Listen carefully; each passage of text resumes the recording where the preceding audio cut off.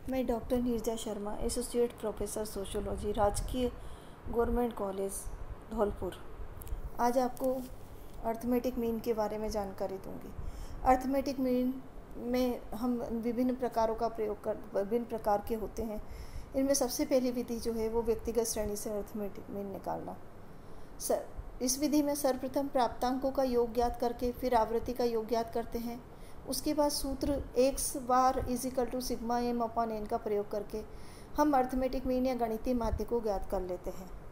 व्यक्तिगत श्रेणी जिसमें कि एक ही प्रकार की श्रेणी होती है, क्रम संख्या 1 2 3 4 5 6 8 और इनके प्राप्तांक है क्रमशः 10 12 15 17 18 20 22 23। अब हम इसको निकालने के लिए सबसे पहले इन क्रम संख्या का पहले एक तरफ सारा योग कर लेंगे। तो क्योंकि 1 2 3 4 5 6 8 है तो ये 8 हुई, तो क्रम ये है 8 और प्राप्तांकों का आपस में योग करके 137 आया। अब सिग्मा यहाँ का अर्थ होता है योग, एम बराबर प्राप्तांक और एन बराबर आवृत्तियों का योग। तो प्रत्यक्ष विधि से जो हम सूत्र लगाते हैं वो है x bar is equal to sigma M upon N. तो x बार इजिकल टू यहाँ पे प्राप्तांकों का योग है 137 अपॉन 8 इजिकल टू 17.125। तो x बार इजिकल टू यहाँ पे आया 17.125। अब इसी को हम शॉर्ट मेथड से भी कर सकते हैं व्यक्तिगत श्रेणी में।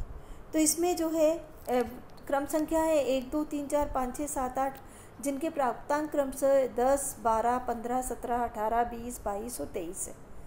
अब इनका हम जो है विचलन या डेविएशन निकालेंगे। तो इसमें सब लगभग बीच की संख्या को जो है हम एक मुख्य आधार बना लेते हैं जिसको कि हम 0 मानते हैं। तो यहाँ पे हमने चौथे नंबर की संख्या को, कुल सीरीज़ में 8 संख्या है तो हमने चौथे नंबर की संख्या को मतलब कि वो माना है 0।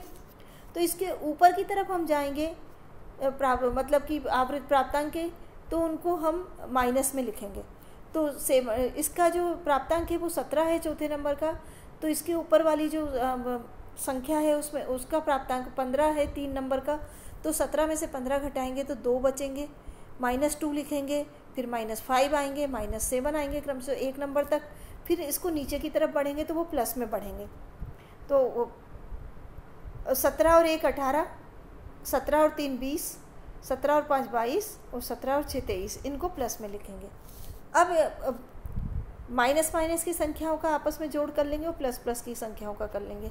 तो 14 और 15 आएगा, -14 और +15। तो हमारा सिग्मा डी या विचलन जो है वो कितना आया, 1।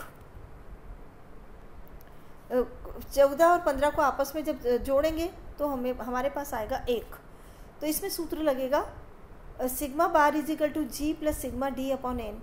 जी यहाँ पे कल्पित माध्य है, सिग्मा यहाँ पे योग है, डी है कल्पित माध्य से श्रेणी के मूल्यों का अंतर और एन है आवृत्तियों का योग। आवृत्तियों का योग यहाँ पे 8 है। तो हम इसको इस प्रकार से लिखेंगे 17 + 1 अपॉन 8 बराबर 17 + 0.125। तो इसमें भी जो है वही उत्तर आएगा 17.125। अब इसमें जो है हम किसी भी एक मूल्य के जी या कल्पित माध्य को मान लेते हैं। इस कल्पित माध्य से श्रेणी के प्रत्येक मूल्य का विचलन ज्ञात कर लेते हैं और समस्त विचलनों का योग अर्थात सिग्मा डी ज्ञात कर लेते हैं। इसी प्रकार आवृत्तियों का योग अर्थात एन ज्ञात कर लेते हैं और इसके बाद में सूत्र x bar is equal to G plus sigma D upon N का प्रयोग करते हैं और इसके द्वारा हम अर्थमेटिक मीन ज्ञात कर लेते हैं।